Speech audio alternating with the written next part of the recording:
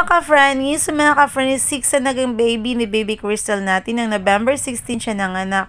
At first mga ka-Franny, masaya ako kasi 6 yung anak niya. Pero yung saya mga ka-Franny, paglipas ng ilang oras ay nabalutan ito ng lungkot. Kasi mga ka-Franny, may isa siyang paping hindi nakasurvive. So, medyo mahina ng pinanganak. Kaya mga ka-Franny, after an hour, yun po ay namatay na rin agad mga ka-friend. Nakakaawa yung puppy. So, alam ko yung burden sa part ni Baby Crystal na nalulungkot siya mga ka-friend. Sabi nga, tuloy ang buhay. Then after mga ka-friend, na-realize namin na hindi pala kaya ni Baby Crystal i-breastfeed ang kanyang anak at din kaya ng anak niya na mag-daddy kay Baby Crystal. Kaya, first time ko talaga mga ka-friend ma-experience yung bottle feeding sa mga babies na ito. Pero nga, dahil mami ako ni Baby Crystal, gagawin po namin ang lahat para makasurvive siya kasama yung aking family.